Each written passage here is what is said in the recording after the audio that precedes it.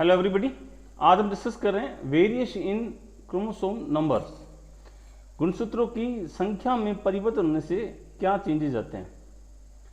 तो गुणसूत्रों की संख्या में परिवर्तन दो तरह के हो सकते हैं। एक को बोलते हैं यूप्लॉइडी और दूसरा का नाम है एन यूप्लॉइडी।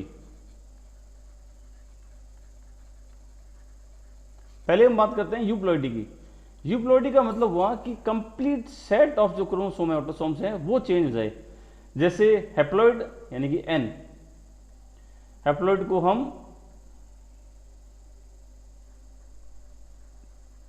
जीनोम भी बोलते हैं। जो हैप्लॉइड सेट ऑफ ऑटोसोम्स होता है उसे हम जीनोम कहते हैं। तो यदि इस एन के मल्टीपल में चेंज हो रहा है, जैसे एन से ये 2n हो गया तो ये डिप्लॉइडी हो गई, और यदि n से 2n हो गया, 2n के बाद ये मान लो 3n हो गया, 4n हो गया, 5n हो गया, तो n के मल्टीपल जो होते हैं वो set of autosome completely change होते हैं। तो इसे हम कहते हैं यूप्लॉइडी। यूप्लॉइडी में haploidy, diploidy and polyploidy. Polyploidy में दो तरीके हो सकते हैं, autopolyploidy and yellow polyploidy.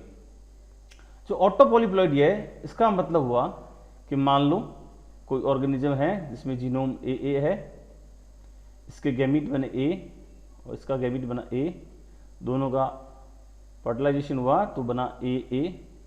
अब इसका किसी भी वजह से हमने करवा दिया डबलिंग, तो ये बन गया 4 टाइम ए। यहां हमने इसका ट्रीटमेंट करवा दिया कॉल्चिसिन से।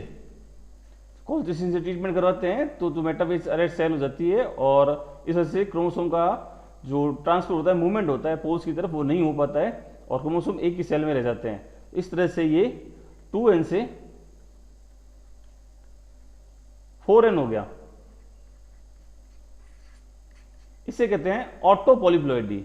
यदि हम बात करें एलो पॉलीप्लॉइडी की, तो देखिए कुछ इस तरीके से एक डिप्लॉइड प्लांट है जिसके अंदर कॉम्बिनेशन ए है, और एक अदर डिप्लॉइड प्लांट है, यानी कि एक अदर स्पीसीज हो गई, और इन दोनों से जो गैमीट बने, ये इससे बना ए और इससे बना बी। इन दोनों का जब हमने फर्टिलाइजेशन करवाया, हाइब्रिडाइजेशन कराया, तो बना ए बी। अब चूंकि ये स्टेराइल होते हैं क्योंकि इनमें हाफ सेट होता है, तो इनको हमने डबलिंग करवा दी कॉल्चिसिन से ट्रीटमेंट करवा के। तो ये हो गया 2n और 2n, 4n हो गया, और ये फर्टाइल होता है। ये जनरली प्लांट के केस में सक्सेसफुल है। इसका एग्जांपल है रेफेनो ब्रेसिका, जो कि रेफेनस सटाइवस और ब्रेसिका ओलेरिसिया से बनाया गया है। इसमें 2n = 18 होता है, इसमें भी 2n = 18 होता है, और जो रेफेनो ब्रेसिका बनाया गया उसमें बनाया गया इसको 36 क्रोमोसोम से, यानी कि इसके n हो गए n = 9 और इसके भी n 9, दोनों को मिला है तो n और n 18 हो गया। इन 18 को डबल कर दिया तो 36 क्रोमोसोम हो गई। तो रेफेनो ब्रेसिका जो बनाया गया है, ये इससे बनाया गया है, एलो पॉलीप्लॉइडी का एग्जाम्पल है। फिर बात करते हैं एन यूप्लॉइडी। एन यूप्लॉइडी का मतलब change in number of chromosome, गुणसूत्र की संख्या में परिवर्तन हो गया। तो यहां पर कंप्लीट सेट चेंज हो गए, +1 या -1, +2 या -2 हो गया, और इसका जो रीजन होता है वो होता है क्रोमोसोमल नॉन डिसजंक्शन। जब सेल डिवीजन के दौरान मेटाफेज के बाद में क्रोमोसोम्स हैं वो अपने पोल्स की तरफ मूवमेंट करते हैं, उसमें से कभी कभी किसी भी कारण से जो क्रोमेटिड हैं वो कंप्लीट मूवमेंट नहीं कर पाते हैं, वो अलग नहीं हो पाते हैं। कुछ तरह से ये क्रोमेटिड जाते हैं अपने पोल की तरफ, डिफरेंट पोल की तरफ, लेकिन कई बार ये साथ में ही रह जाते हैं। तो जिससे सेल बनती है, उस सेल में एक में 2n +1 होगा और एक में 2n -1 होगा। तो इसके आधार पर या तो हाइपरप्लॉइडी होगी या हाइपोप्लॉइडी होगी। ये साइमल्टेनियस प्रोसेस साथ साथ चलेगा, क्योंकि अगर 2n +1 बनाया है तो दूसरी सेल में 2n -1 होगा ही होगा।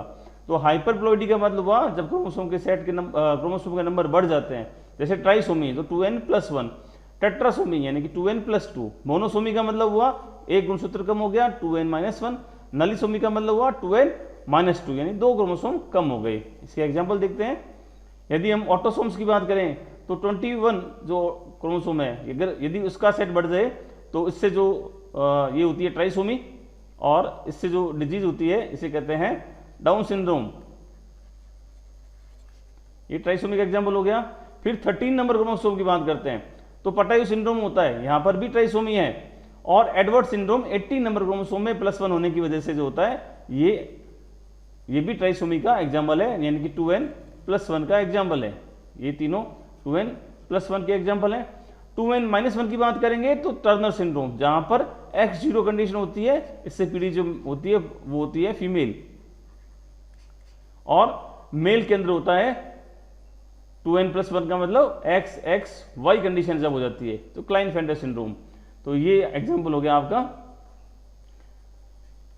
ट्राइसोमी का अगेन, और ये हो गया आपका मोनोसोमी का। Turner syndrome is example of monosomy और Klinefelter syndrome is example of trisomy.